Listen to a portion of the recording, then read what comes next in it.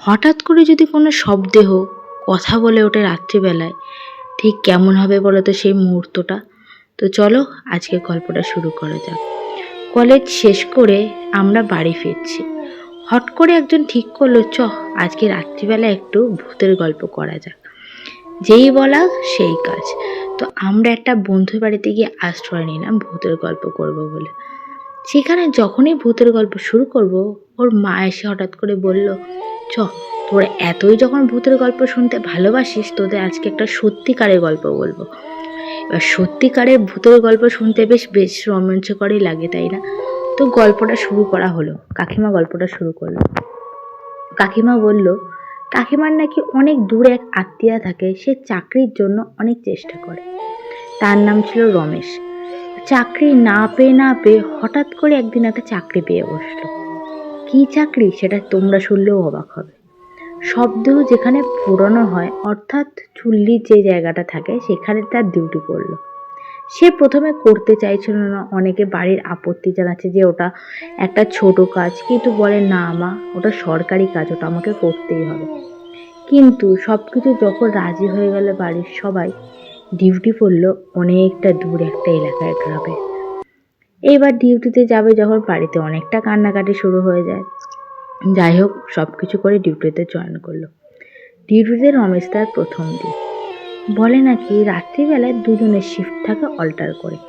তার একটা বন্ধুর নাম ছিল কানাই।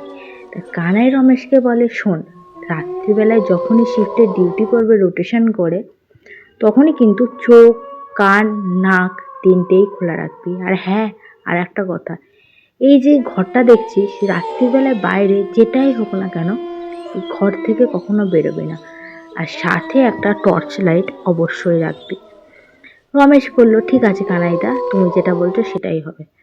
সেদিনকে মোটামুটি সারাদিনে হয়তো 3 থেকে 4টে শবদাহ হয়েছে।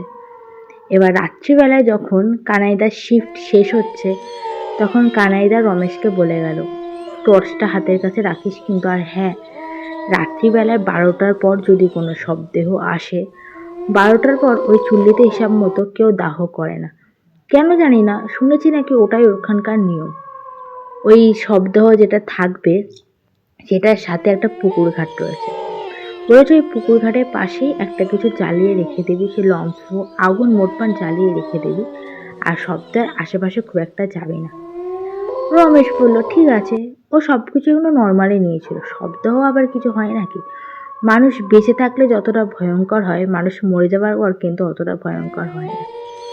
সেই রাত্রিবেলায় ডিউটি যখন শুরু করলো, রাত্রিবেলায় ঘুম আসতে আসতে চোখ সবে লেগেছে রমেশের। তখনই হট করে দেখে একটা শবদেহ ঢুকলো।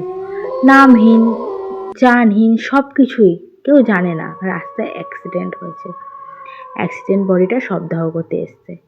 সাথে পুলিশ কর্মচারীরাও এসছে। এসে রমেশকে বলল, শোনো, এই বডিটা রাত্রিটুকু এখানেই রেখে দাও। যদি কালকের মধ্যে মৃতার কোনো আত্মীয় স্বজন না আসে, তাহলে তোমরা এই ঘাটে দাহ হবে। তখন রমেশ বলল, ঠিক আছে, ওইখানে একটা জায়গা আছে, ওখানে তুমি রেখে দিয়ে যাও। তা পুলিশ কর্তারা ওখানে শবদেহটা রেখে যে যার কাজে চলে যায়। রমেশও ডিউটি শুরু করেছে, ওর ঘরের মধ্যে বসে আছে। হট করে খেয়াল করছে, ঘরের ভেতরটা যেন কেমন গুমোট হয়ে যাচ্ছে। কেউ যেন খুব জোরে জোরে চেঁচাচ্ছে। আর ঘরে যেসব লাইটগুলো ছিল, সবই কিন্তু জ্বলছে আর নিভছে। তখন রমেশ টর্চ দিয়ে একবার শবদেহর দিকে তাকিয়ে দেখে কি না, ঠিকই আছে। আর তখন রমেশ কি করলো, একটা হ্যারিকেন জ্বালিয়ে দিয়ে শবদেহের পাশে গিয়ে রেখে আসলো। তখনও শবদেহটা স্পষ্ট দেখা যাচ্ছে। রমেশ আবার ঘরে চলে আসলো। ঘরে এসেও বসে বসে গল্প করছিল নিজের মতো নিজে। আবার কিছুক্ষণ পর খেয়াল করলো, আবার সেই চেঁচামেচির আওয়াজ। তখন আবার একটু টর্চ দিয়ে রমেশ মিতার বডিটার দিকে তাকিয়ে দেখে, না, তখনও তো সব ঠিকঠাক। কিন্তু হঠাৎ করে কোনো কথা নেই, লম্ফের হ্যারিকেনটা নিভে গেল। এবার রমেশ ভেবেছে হয়তো তেল শেষ হয়ে গেছে, ওর জন্যই নিভে গেছে। ও আবার টর্চ জ্বালিয়ে আর একটা হ্যারিকেন গিয়ে রেখে আসে। ঘরে আসা সত্ত্বেও আবার সেই হ্যারিকেনটা নিভে গেছে। এবার পর যখন টর্চ দিয়ে রমেশ দেখলো লাশটার দিকে, তখন দেখলো লাশটা উল্টিয়ে রয়েছে। কেউ যেন এক পাশ ফিরিয়ে দিয়েছে। কিন্তু এত রাতে এক পাশ কে ফেরাবে? রমেশের এবার ভয় হতে শুরু করলো, কানাইদার কথাগুলো মনে পড়তে শুরু করলো। তাহলে কি এখানে আত্মা ঘোরাফেরা করছে? হাস, শ্মশানে আবার আত্মা কোথা থেকে আসবে? এইবারে রমেশ আবার নিজে নিজে একটু ব্যস্ত হয়ে গেল। আবার কিছুক্ষণ পর যখন টর্চ জ্বালিয়ে দেখলো, তখন খেয়াল করলো আবার ওই হ্যারিকেনটা নিভে গেছে। আবার দেখছে যে বডি বা লাশ যেটা ছিল সেটা আবার উল্টে শুয়ে রয়েছে, কেউ যেন উল্টিয়ে দিয়েছে তাকে। এবার রমেশের সত্যি ভয় উঠলো। এবার রমেশ অনেক সাহস করে টর্চ নিয়ে সামনের দিকে এগিয়ে গেল। গিয়ে যে হ্যারিকেনটা রাখতে যাবে, তখন বিশাল জোরে একটা হাওয়া দিল, আর লাশটা যেন স্পষ্ট বলল, কি রে, তোকে লাইটটা নেভাতে বলছি না? আমার চোখে লাগছে তো। রমেশ ওই কথা শুনে টর্চ ফেলে দিয়ে ঘরে কোনোরকমভাবে দৌড়ে দরজাটা দিল। এক কোনায় গিয়ে চুপি চুপি করে বসে রইল। কিছুক্ষণ পরে অনেক সাহস করে আবার টর্চ নিয়ে যখন দেখতে যাবে, দেখে লাশটা একই জায়গায় বসে রয়েছে।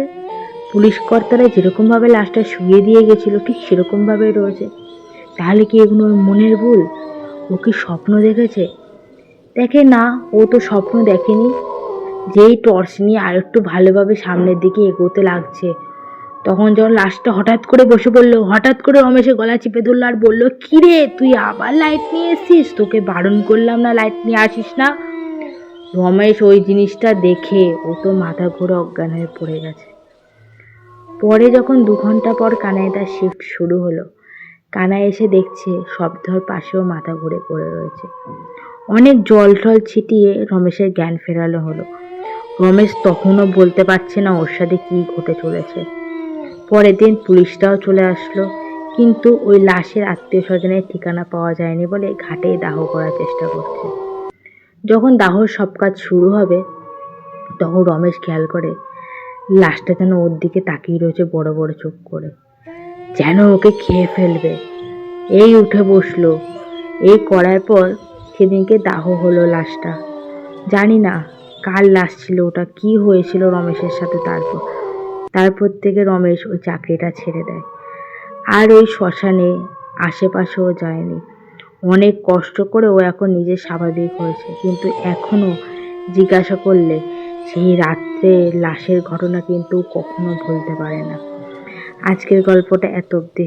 যদি ভালো লেগে থাকে অবশ্যই চ্যানেলটি সাবস্ক্রাইব করে পাশে থেকো।